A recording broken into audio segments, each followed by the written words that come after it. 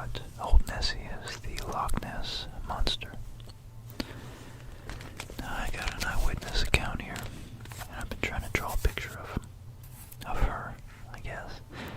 Nessie seems to be a female, but you know, it's interesting. You got all these reports. Some of them conflict. A lot of them are anecdotal. Actually, all of them are anecdotal. It's eyewitness accounts. There have been a few photographs, but nothing verifiable. Nothing too credible to the scientific community.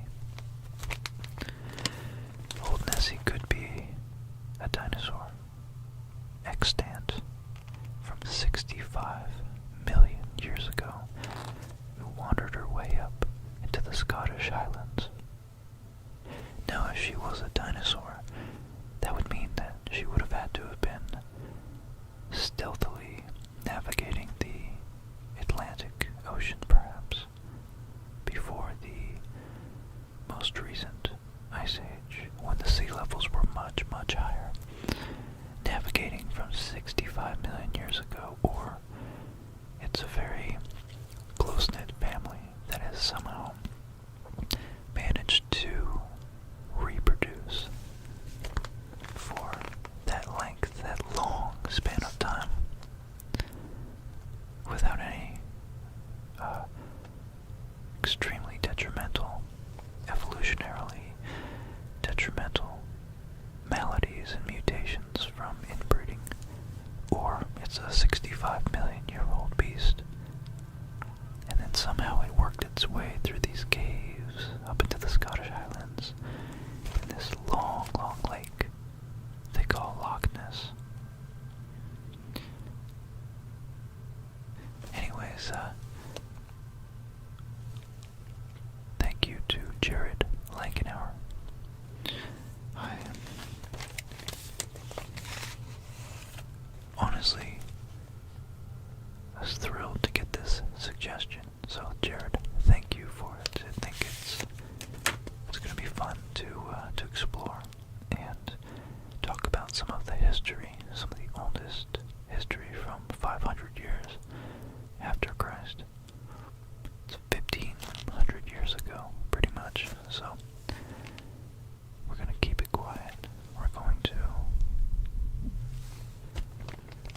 just relax and learn.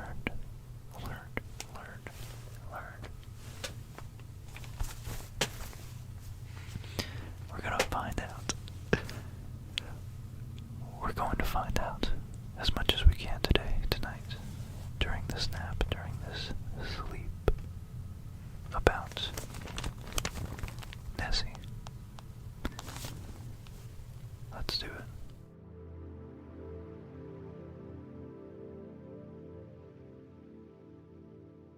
So here we come in, piece by piece.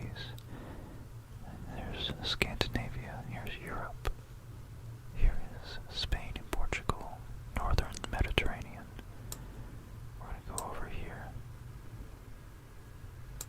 If my computer doesn't freeze up. And there we go. And we're going to keep zooming in to the Scottish Highlands. So here's, if you see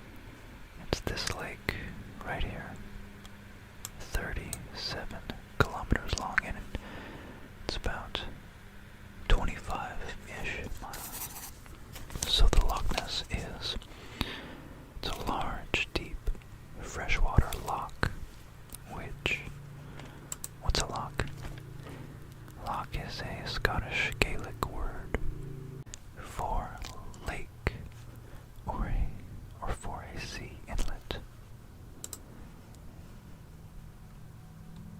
And the Loch Ness, the loch named Ness, is a large, deep, freshwater loch in the Scottish Highlands,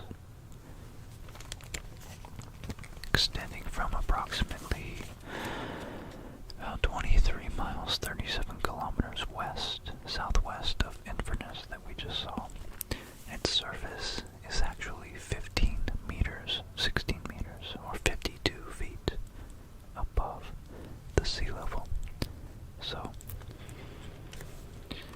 and of course it's best known for the alleged sightings of its cryptozoological Loch Ness monster, Nessie. And just real quick, you can see a beautiful view right here with some storm clouds in the distance and some old ruins right there.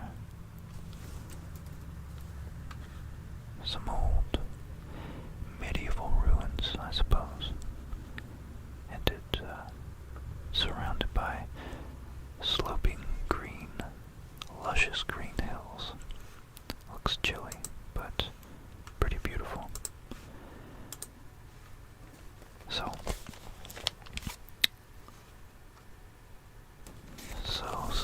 you wanted to know all about the Loch Ness monster.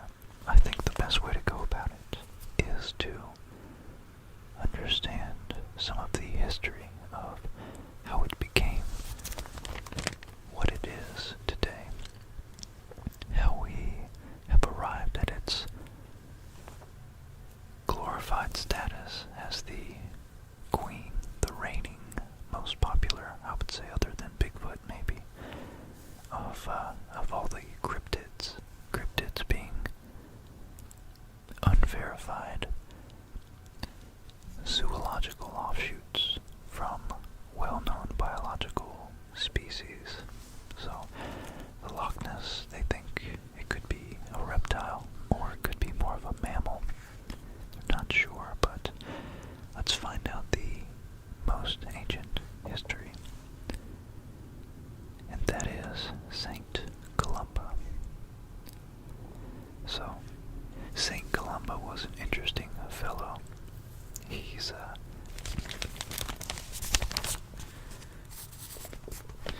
so the earliest report of a monster in the vicinity of Loch Ness appears in the life of Saint Columba.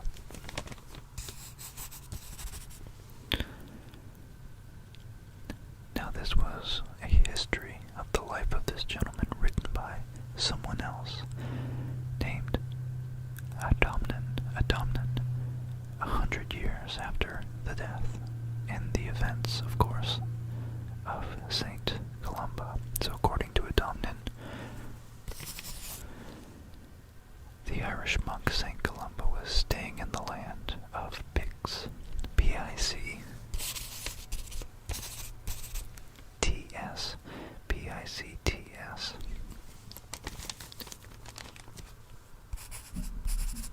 and with his companions when he encountered local residents burying a gentleman who was dead. He was pulled out of the river Ness, or the Loch Ness,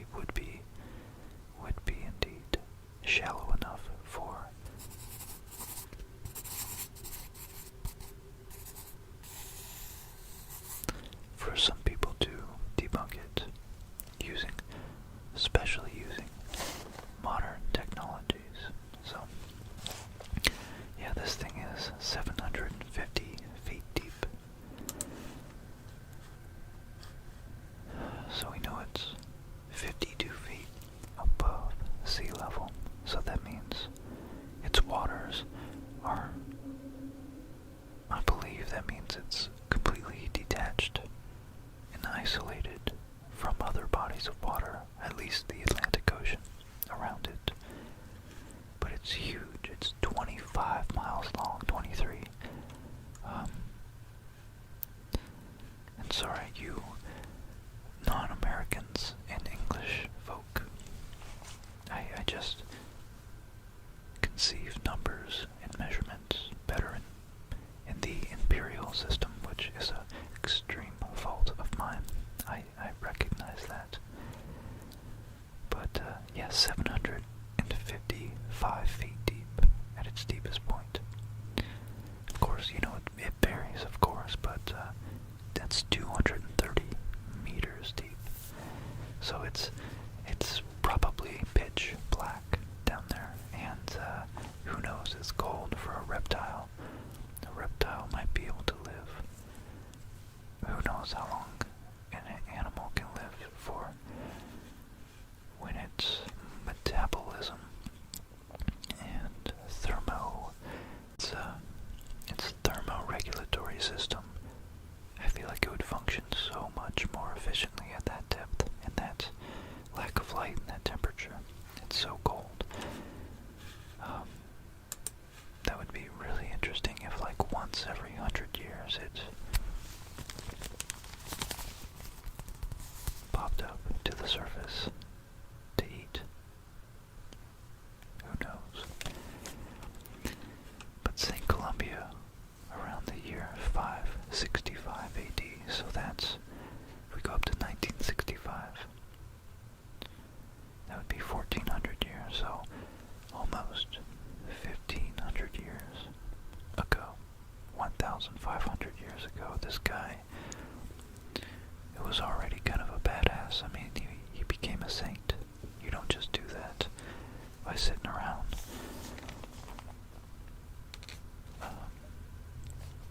doing things that might make you blind all day.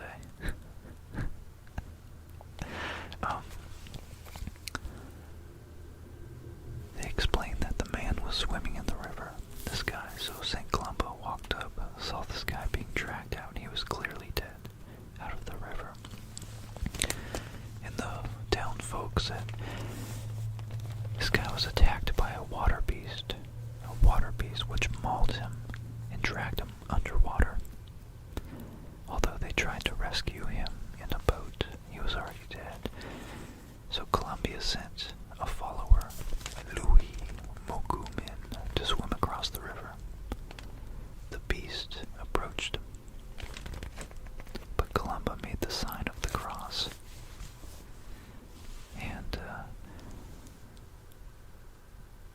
said, "Go no further, go no further. Do not touch the man, go back at once, you beast." The creature stopped as if it had been pulled back with ropes and fled. Columbus' men, his men, and the pigs, I guess that's the townsfolk name, gave thanks for what they perceived as a miracle.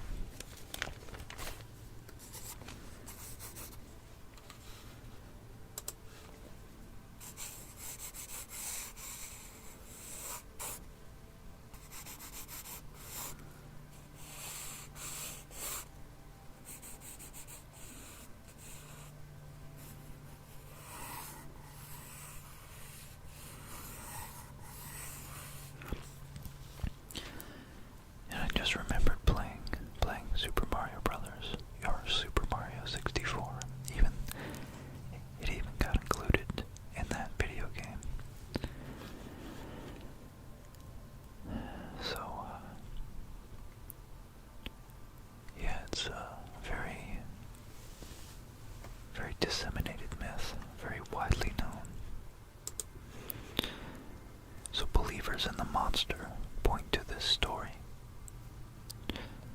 set in the river Ness rather than the Loch itself. Okay, so this, I guess the river is maybe a tributary from a mountain stream or something. I don't know where that river must come from, but they point to this incident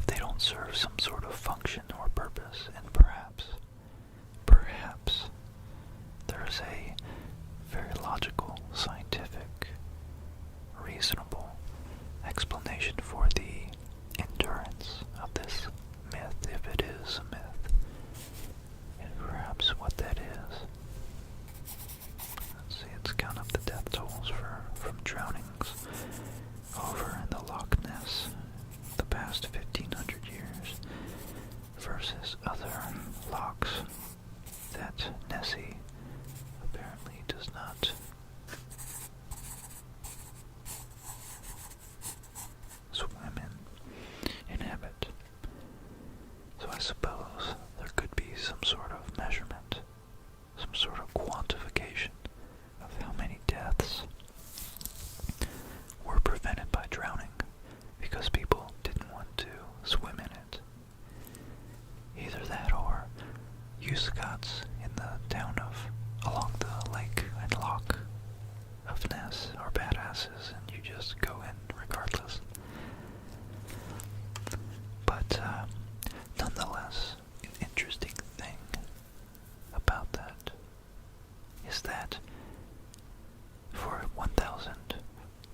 nearly 1,400 years at least, until 1933, there was no mention, absolutely no mention of the Loch Ness Monster, or any other large beast, for that matter, swimming in the loch.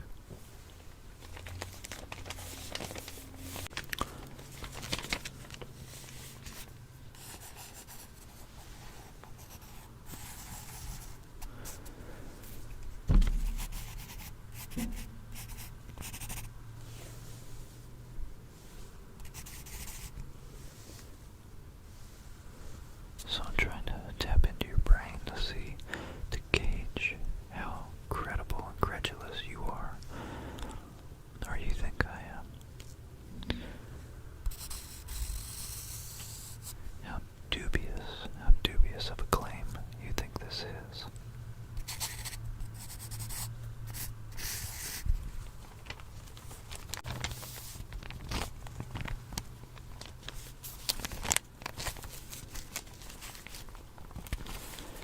Okay, so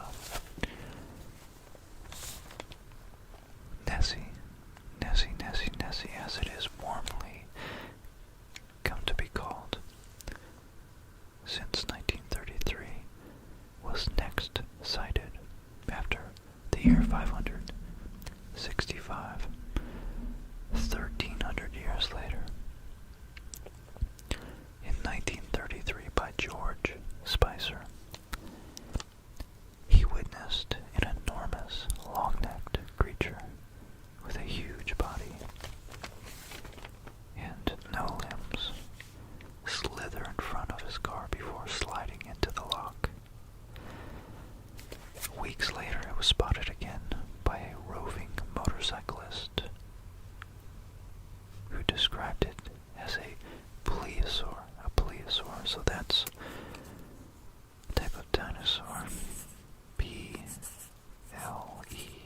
Plesio. Oh, plesiosaur, sorry. Glad I spelled it out. Plesiosaur.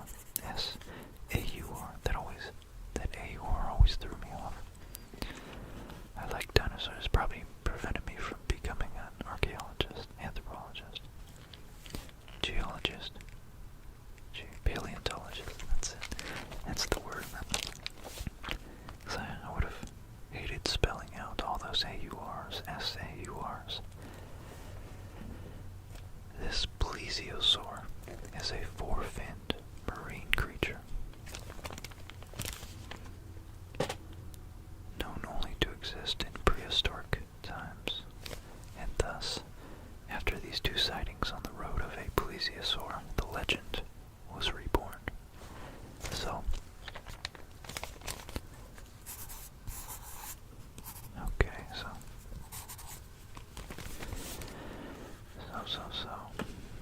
we had an ancient sighting which verifies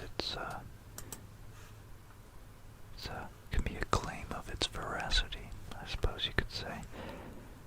And we have a modern sighting which can conjoin with that claim and add a certain amount of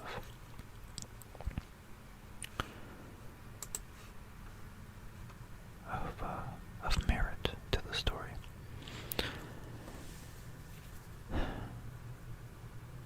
Okay, here's one actually. So before 1933, but not relative to St. Columbo in 500 AD, it was in 1871.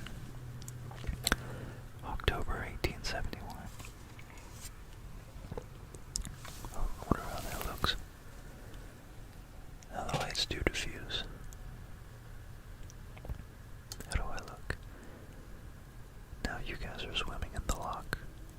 How do you feel? You should feel pretty safe, because we're here. We're here together to figure this out. In October 1871, D. Mackenzie of Balnane reportedly saw an object resembling a log or an upturned boat wriggling and churning in the water. The object first moved slowly, very slowly, but then disappearing at a faster speed. So Mackenzie sent his story in a letter to Rupert Gould in 1934, shortly after the interest in the monster increased. So of course, 62 years later, or 3, an anecdote is really quite hard to verify and even believe, really, because our memories do not preserve objective facts as well as we would hope, especially about something as interesting as this. So yeah, the first official sighting was in 1933. George Spicer, he and his wife saw an extraordinary form of an animal walk across the road in front of their car.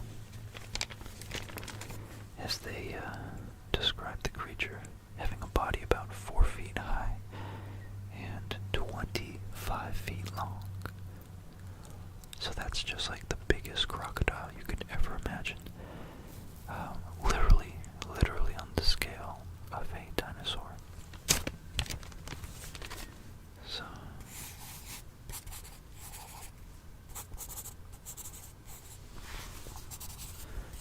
okay, and then we have Hugh Gray.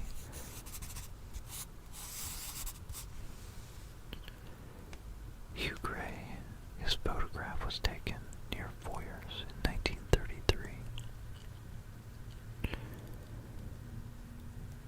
It was slightly blurred, and it has been noted that if one looks closely, the head of a dog can be seen. So Gray had his Labrador for a walk that day, and it's suspected that the photograph depicts his dog.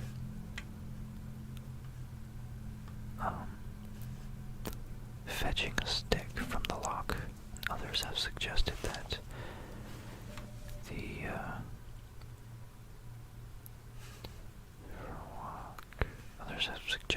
the photograph depicts an otter or a swan. The original negative was lost, however, in 1963.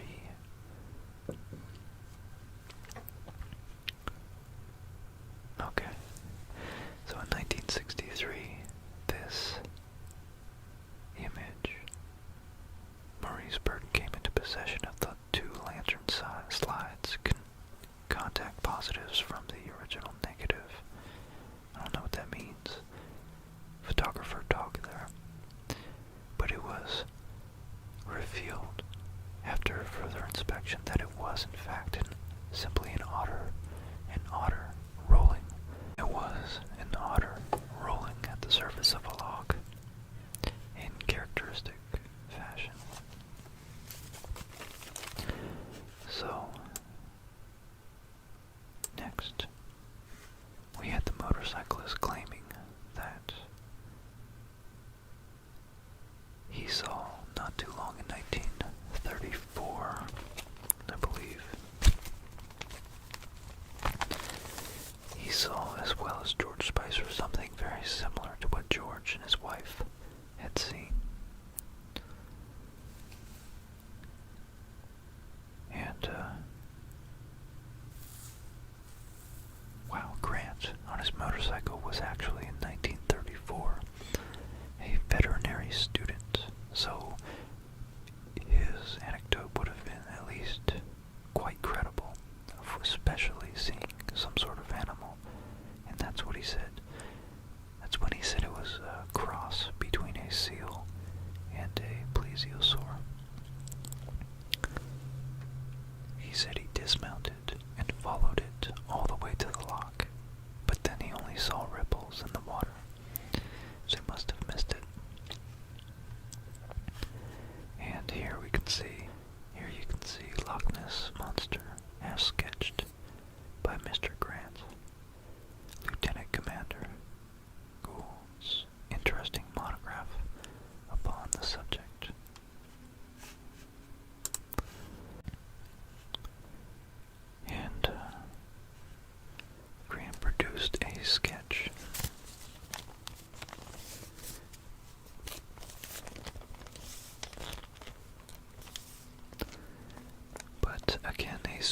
geologist looked at it and said it looks a lot like an otter, and it seems like an otter would behave that way. So, who knows, it suggested that this was indeed an observation of an otter, and just perhaps a little bit exaggerated over time between the poor lighting conditions and whatnot. Now in 1934, the surgeon's photograph is reportedly the first photo. This is the most famous photo that we all have here. That's the head and neck, supposedly taken by Robert Wilson, a London gynecologist.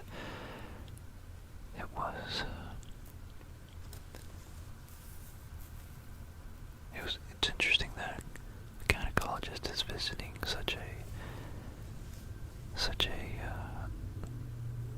female-shaped lake.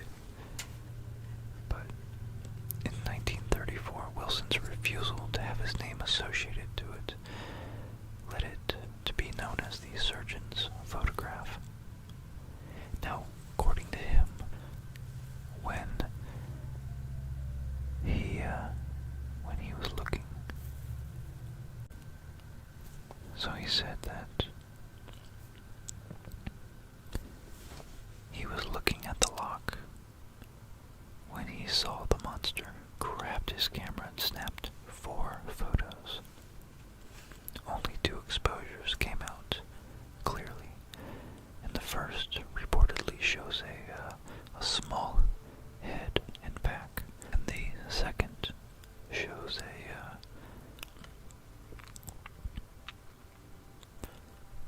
similar head in a diving position.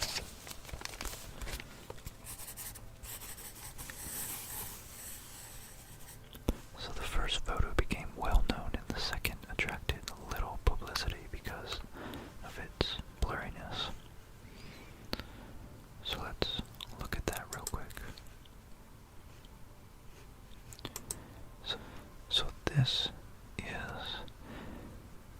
is the loch right here. Now, if I'm being honest with you, my honest analysis, go here even, is that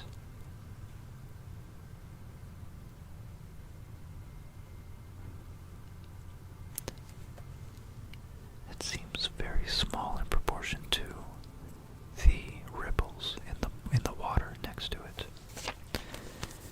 And I've grown up in Florida, diving and going on the boat to the beach, doing a lot of swimming in the water, and even if it was a windy day, which, it could have been, I don't doubt that they have some big choppy waters sometimes when it's very windy. I still can't imagine that beast is 25 feet long. That to me looks more like something that, if it is in the shape of a plesiosaur, it's probably only more like 12 feet or 15 feet, maybe at the most. So, honestly, it looks so small. It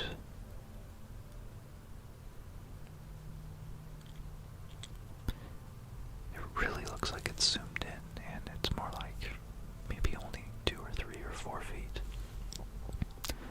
Which, in that case, it could easily be an otter or a swan. And here we have an artist picture of a plesiosaur. That's what a lot of people think Nessie really is.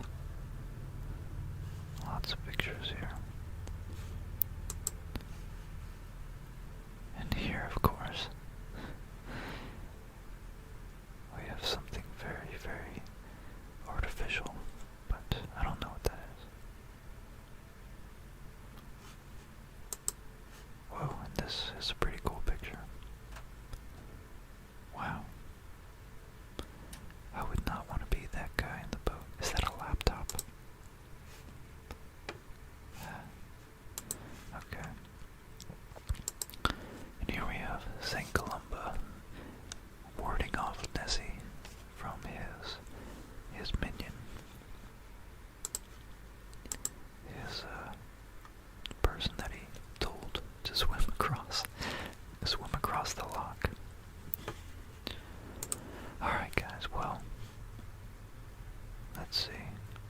Let's round this story out. So we've had all these old anecdotes from the 1930s, and a lot of them continued up through, until modern times. But just like UFOs, you can never be too sure. How much of it is simply a snowball effect, and how much of it is genuine belief,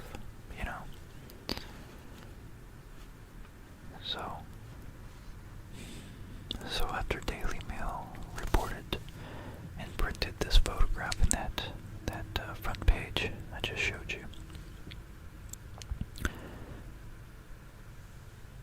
for decades, this haunting picture was considered the most reliable proof of the monster's existence. And, but in 1994, the stepson, here's the kicker, of the photographer, admitted that the stepson of the photographer did admit that it had been an elaborate hoax. So that's one down. The monster was actually a plastic and tin model attached to a toy submarine. So I really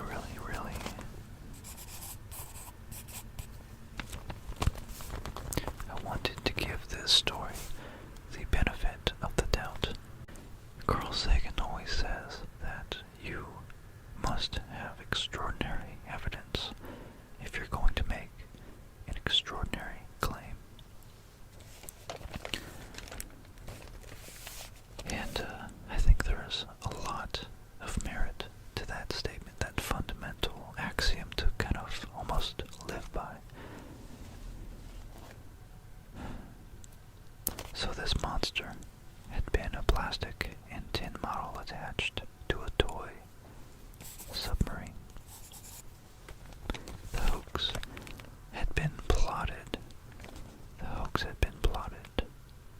in revenge by Marmaduke Wetherill, who had been hired by the Daily Mail to find the monster, but then fired when he didn't. So the next major piece of evidence was in 1954. A sonar scan of Loch Ness by the Rival 3 fishing boat identified a large object at 480 feet below itself, below its sea level, below lake level. It appeared to be following the boat, although no solid data was recorded or recovered. So they were looking at a scan, and they thought that some people said it might be just an algae bloom or something, but there weren't really algae blooms that far beneath the surface. So now it's looking like it's not so unbelievable anymore, but let's find out further. It appeared to be following the boat, but so in 2011, a sonar scanner team now, so almost 60 years later after this first sonar, so the technology has improved, no doubt has improved. In 2011, a sonar scan team led by Marcus Atkinson found another mysterious object 75 feet below the water's surface. Now this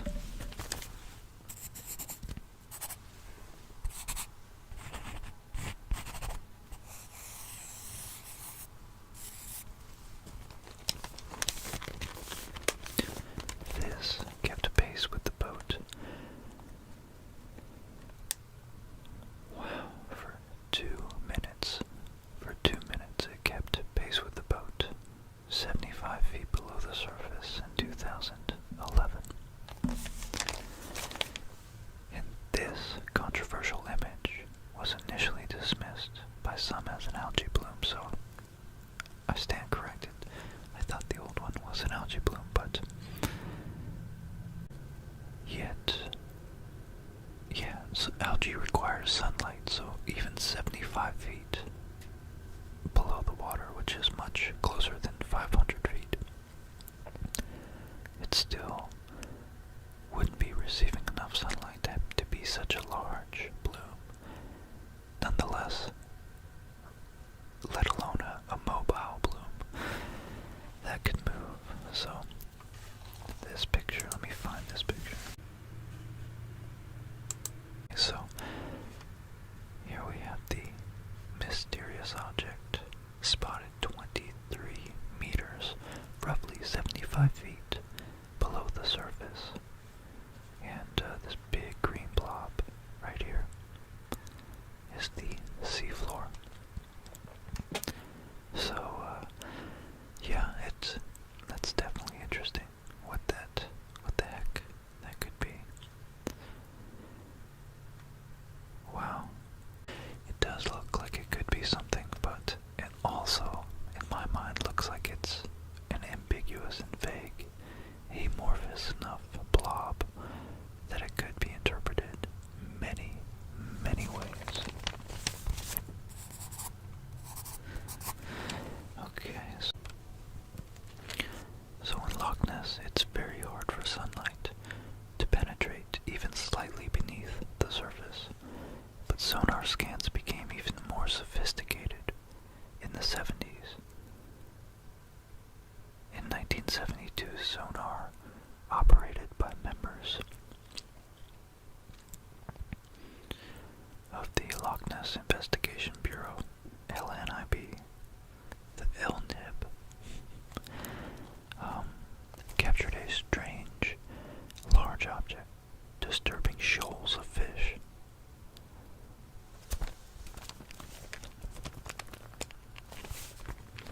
And, let's see. So, disturbing shoals of fish.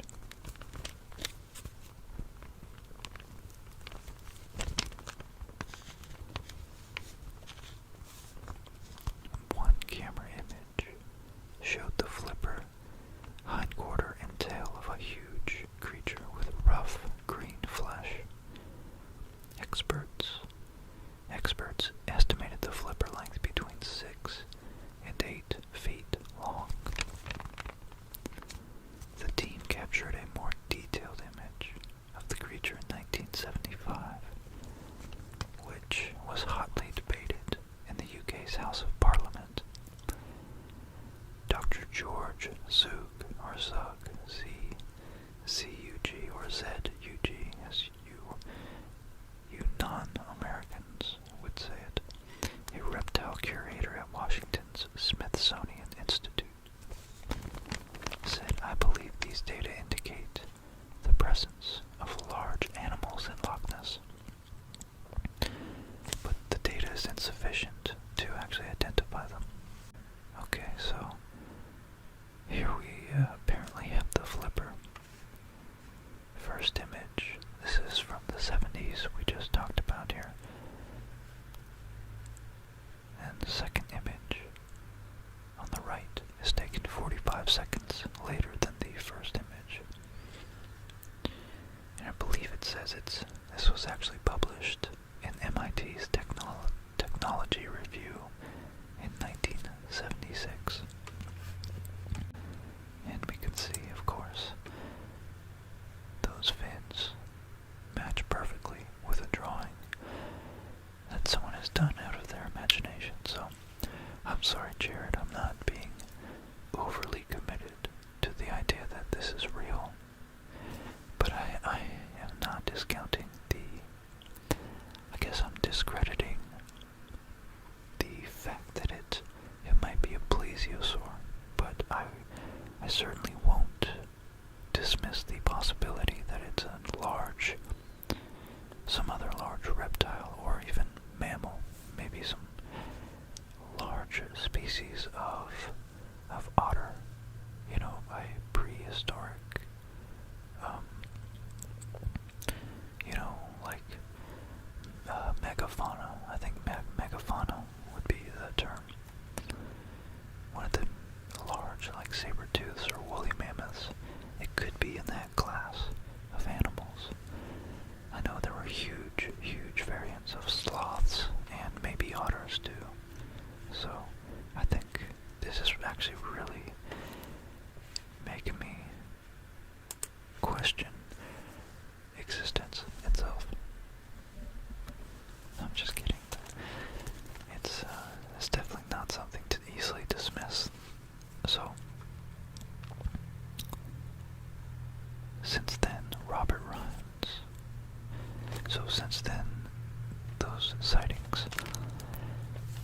fewer sightings, and no significant evidence of the beast's existence. And Robert Rines suggests this is due to global warming. He's actually the former president of the Academy of Applied Sciences in Boston. And Boston is like an American hub of the intellectual elite. So he's definitely pretty credible. So before his death in 2009, Rines alleged that the monster was unable to adapt to changing environmental conditions and had probably died. He claimed to have identified 100 mysterious objects at the bottom of the lake that could feasibly be its corpse.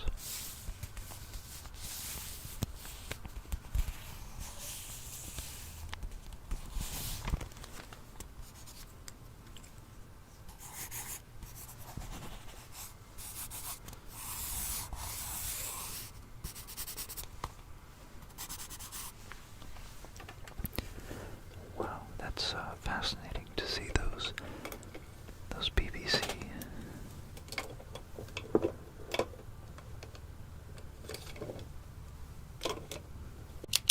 It's really fascinating when you see the whales, like Planet Earth or Blue Planet. They die, and whatever the sharks don't eat, those big, huge corpses just drift to the bottom of the ocean where there are many crabs and fish and I guess octopi. Lots of things that are scavenging these huge corpses.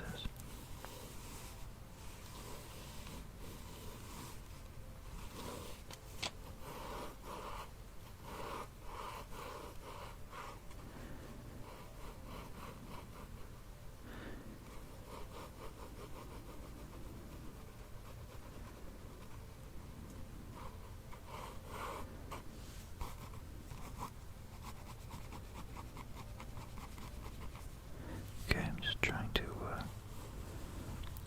get this image just right here.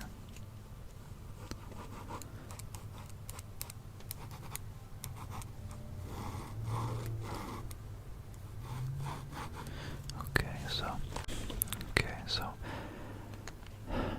that would be fascinating to see if they actually took a survey of the sea floor, the Loch floor, to see if there are in fact any large bones.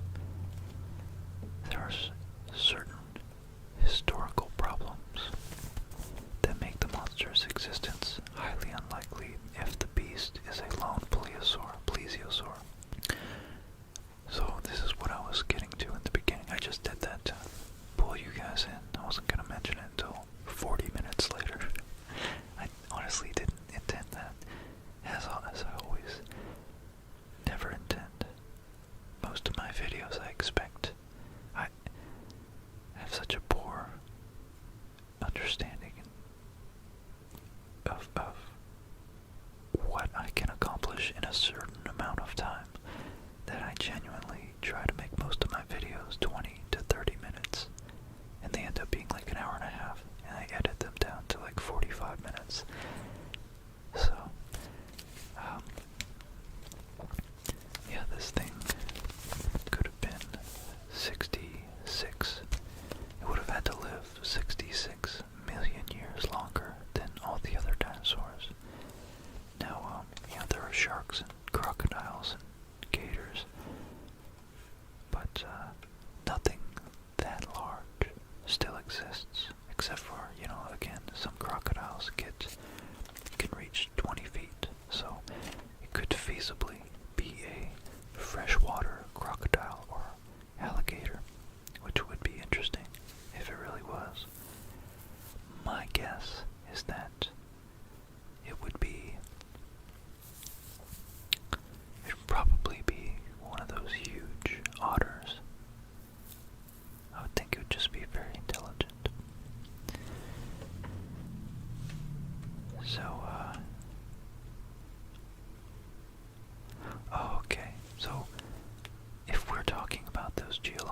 timescales, 65 million years ago, Loch Ness was covered in a layer of ice over 1 kilometer thick until just 20,000 years ago. So there's only one possible explanation for how a plesiosaur would get there.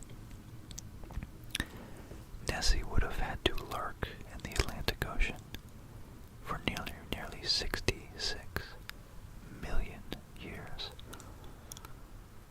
Of course, not Nessie herself, but her descendants. Then the monsters would have had to navigate through a tiny, treacherous, and extremely shallow corridor of waters to make it into the loch. And in 2003,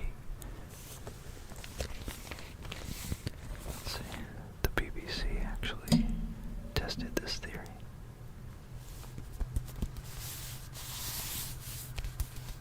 Sending a team of scientists on a sonar expedition to map the entire loch. They used highly sophisticated equipment capable of picking up breathing creatures.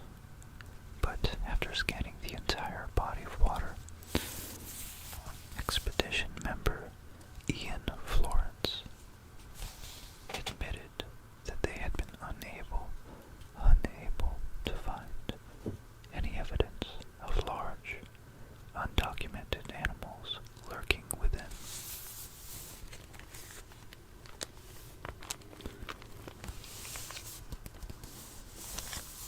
He suggested that the proliferation of sightings, how many sightings there just happen to be, again, a snowball effect caused by our social nature of and our highly adapted sensory input filtering structures in our brain to be able to see patterns that we're familiar with in vague representations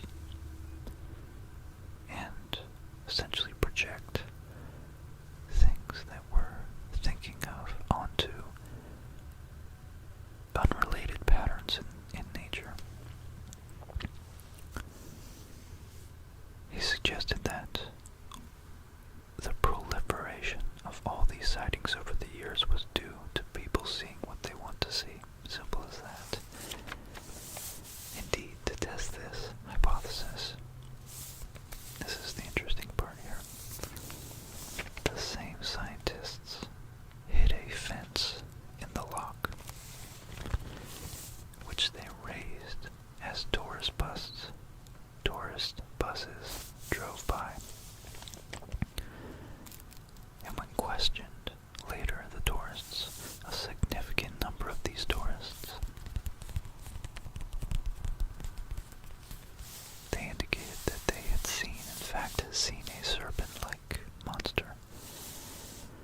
So this shows how perception can be distorted by, of course, what the tourist expected, or had not expected, but had, of course, hoped to maybe catch a glimpse of.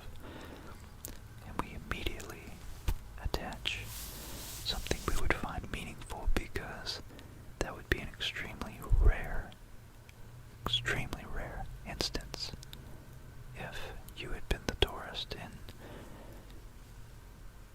nearly 100 years.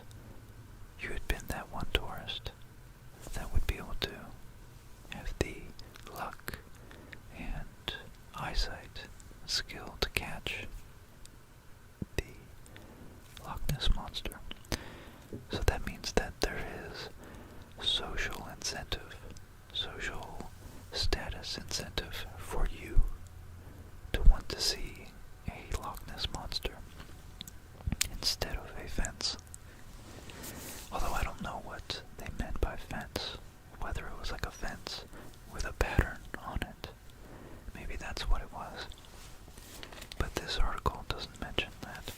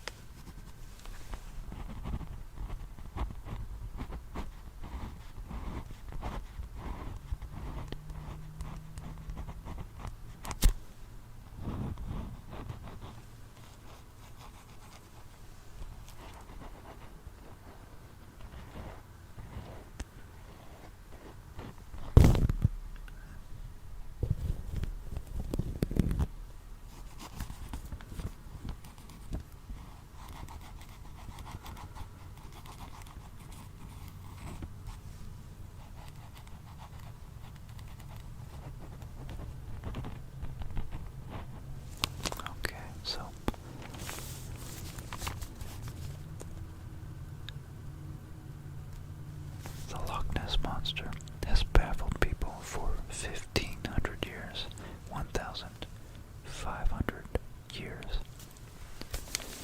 No tangible evidence yet exists that the creature has come to light. It's, at this point, the stuff of actual legends.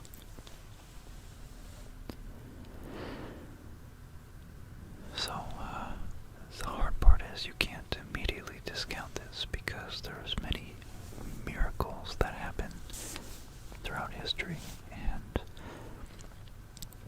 human beings could be thought of as miracles of nature ourselves. How we even made it through so many evolutionary bottlenecks, so many, earthquakes, natural disasters, tsunamis, floods, ice ages, longer climactic events,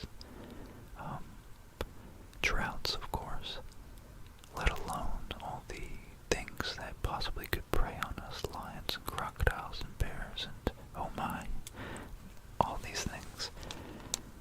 So we really are ourselves a miracle of existence.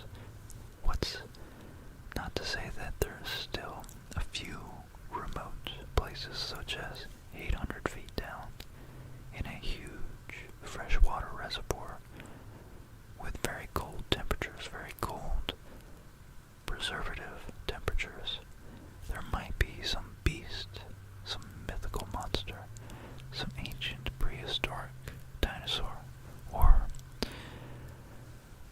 evolutionarily parallel animal to a dinosaur, or maybe just a huge mammal, because we know huge, huge giant mammals like tree sloths existed that would have frightened us. And it might be a mammal because it would be interesting that St. Columbo's story indicates that the man who was mauled and dragged underwater, just that fact that the man wasn't killed, well, he was killed, he wasn't eaten, makes me lean towards, if it is true, it's probably a mammal, because reptiles would most likely eat any victim, unless they're already stuffed on other victims, who knows. So, yeah, anyways, maybe it really truly is only just a matter of time and evidence. So maybe it really is just a matter of time before we figure out exactly what is this mystery, this mysterious animal at the bottom of Loch Ness. Well,